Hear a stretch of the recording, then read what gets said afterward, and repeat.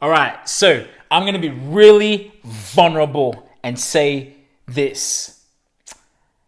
As a man, as the leader of my home, as a husband, as a father, when it comes to certain things around the house, around our home, to be honest with you, I just say, hey, Sandy, my wife, yo, I need some help. Can you help a brother out? Please, can you help me? And I say that with no shame at all. There ain't no shame in that game. It's the thought of society has put men in a box that just because you're a man, you shouldn't reach out for help, and just because you're a man that you should do this, you should be like that, you should, and if you don't do this, then no. You see, what all of that has done is it's pushed a generation of young people into a corner where we're too scared to raise our hands for help. We're too afraid to actually seek help. I have heard several times where people have attached the stigma to seeking help. Can I be honest with you again? My wife and I, we do marriage counseling, right? We do marriage counseling. Now, is it because my marriage is on the verge of breaking down? Absolutely not. I mean, not that I'm aware of anyway. Absolutely not. But here's the thing. I want my marriage to be better though. I don't want to just live average. I don't want an average marriage. I don't want to, have to just cruise through life and everything. No, I have mentors. I have, all these people because I aspire to be better than I was yesterday, last year. And all that help is, when we reach out for help, is saying, hey, can you help me become better? Can you help me accomplish this?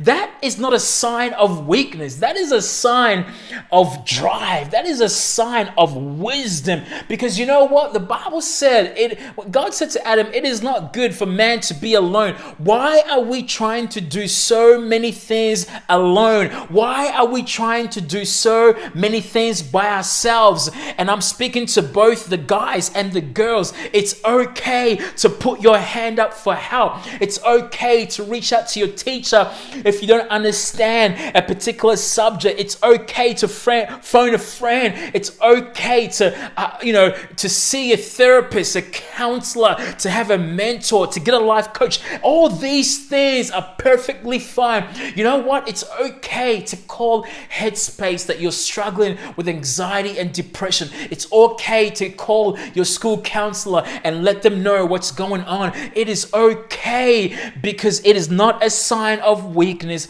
Rather, it's a sign of strength that you want to be able to accomplish something and that you want to have a greater life.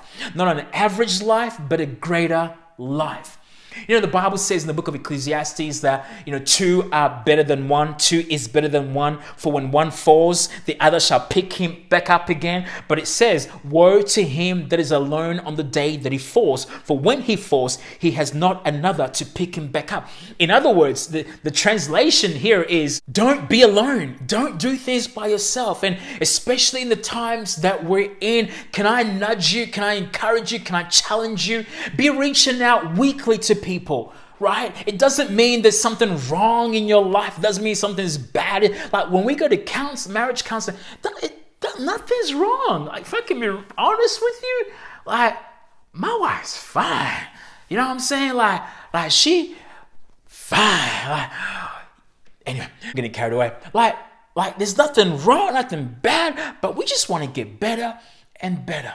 And that is what help is. That is what putting our hand is. And so I want to encourage you.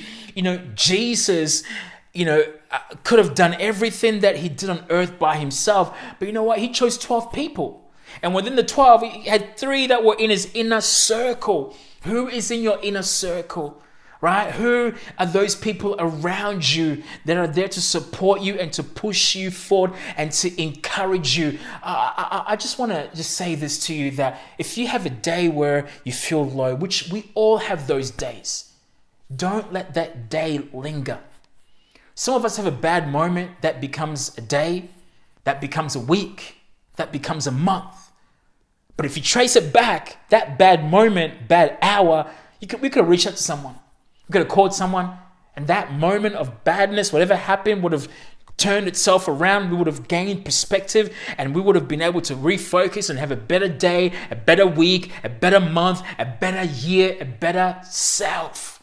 This is the power of putting your hand up and asking for help. So I want to ask you the question today: who can you reach out to help? Who can you reach out to ask for help? Who can you reach out to and say, hey man, or hey girl, like I'm not doing that great. You know, can you encourage me? Can you help me? Can we just talk? Whatever it is, let's be a generation that reaches out for help.